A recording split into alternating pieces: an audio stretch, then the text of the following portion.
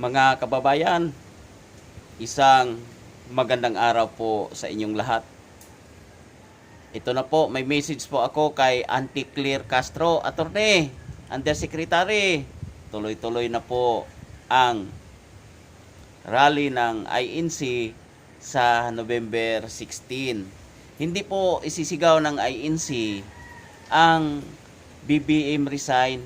Ang gusto ng INC na ang accountability at ang pagsasapubliko ng investigasyon ng ICI na itinatag ni Bongbong Marcos.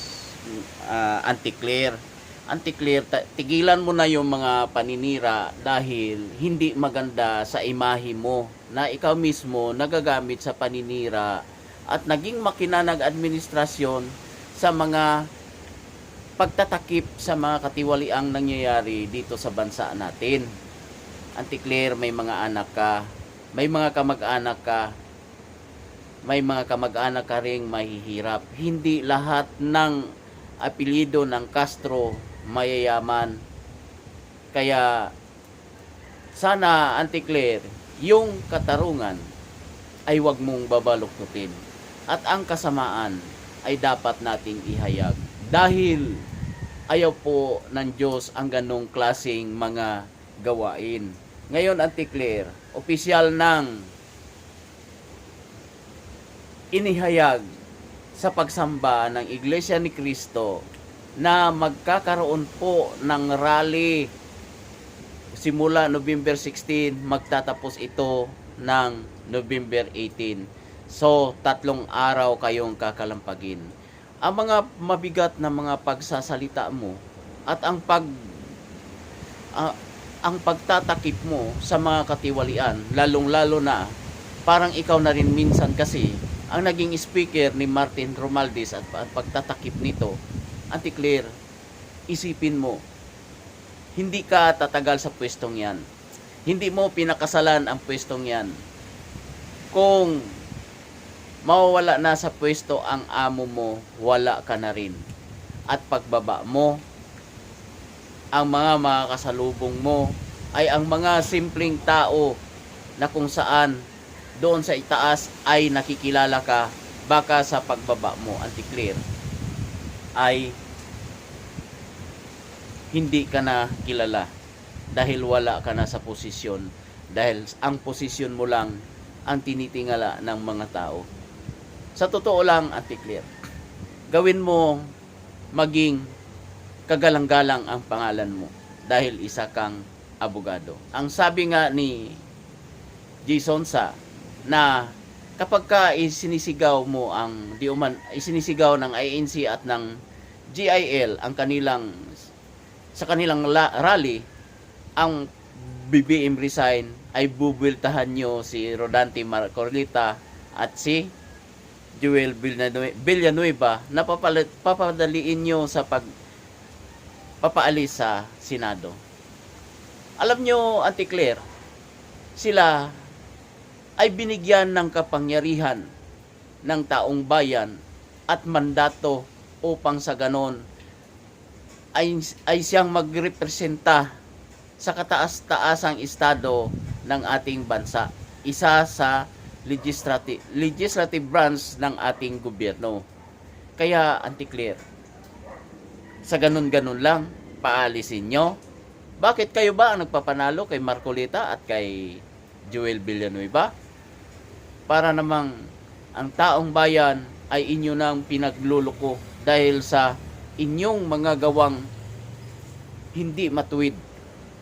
Kahit anong pagtatabon nyo, kahit anong pagliligtas nyo sa inyong mga kaalyado dahil sa garapalang korupsyon na nangyayari sa ating bansa, hindi nyo na maluloko kahit bata na 5 taon ay nagsasalita laban sa administrasyong ito dahil sa trilyon ang nawala sa kaba ng bayan na pinaghirapan na ibayad na buwis ng mga profesional na nagtatrabaho at ng mga negosyante. Pati na rin ang mga magsasaka, ang mga mangingisda. Alam mo ba, Mali yung sinasabi nyong umuunlad na ang Pilipinas. Busy ang Pangulo sa pagpapaunlad ng taong bayan. Ngunit bakit ang mga magsasaka ay hindi pa rin umuunlad? Bumibili ng 1,700 na urea, 1,700 na triple 14, 1620 upang isabog gawing pataba sa kanilang pananim. Nagbabayad ng 300 pesos na arawan at kung ano pa ang mga paghahanda sa mga bukirin upang tumubo ang palay, mataniman ng palay. Ngunit ano ang ginawa ng gobyerno? Tinambakan, imbis na bilhin ang produkto ng mga magsasaka, doon umangkat sa ibang bansa nang sa ganon may kita ba?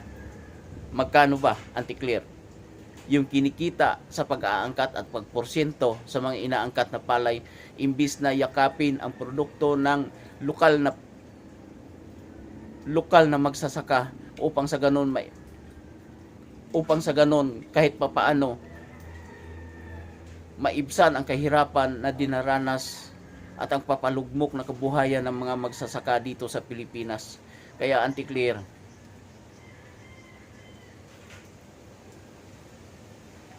gawin mo namang makatarungan ang mga sinasabi mo at nang wag mong takpat ang kamalian. Ang katotohanan ang ipalitaw mo, Auntie Claire, kasi ang tao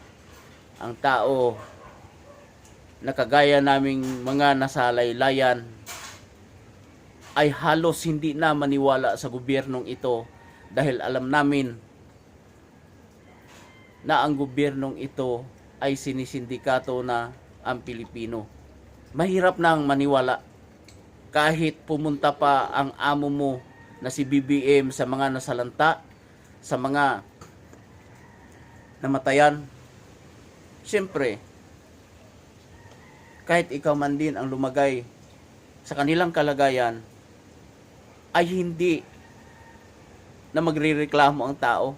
Oo na lang ng oo yan. Pero yung nasa puso niyan, los mo. Bakit pa kami maniniwala sa'yo? Binudol mo kami. Ano nangyari? Huwag mong sabihin, Auntie Claire, at huwag ka nang magmaang-maangan na ang Pilipinas ay maunlad. Sa katunayan, mismo ang mga dayuhang mamumuhunan ay hindi na at wala ng tiwala na pumasok dito sa ating bansa. Mga kababayan, magsisimula na po ang rally ng INC sa November 16 to November 18. Masasaksihan po ito sa punong lungsod ng Manila, sa Quirino Grandstand. Doon muli magsasagawa ng malaking rally para isigaw. Dahil noong October 8, kung maalaala po ninyo, ang tagapamahala ng Iglesia ni Cristo na nanawagan sa gobyerno na isa publiko ang pag-iimbestiga ng ICI at huwag itago sa publiko ang mga pag-iimbestiga nito sa iba't ibang dako. Ngunit, mga kaibigan, anong nangyari? Puro ang pinuntahan, puro kalaban sa politika ang mga balwarte ng mga Duterte ang pinuntahan ng ICI. Ni ang Ilocos Norte na kung saan di umano ang sabi ni Manong Chavit Singson na ang Ilocos Norte mayroong flood control project ang presidential son na si Congressman Sandro Marcos ay natunaw din. Bakit hindi iyon pinuntahan ng ICI? At kung balanse ang ICI,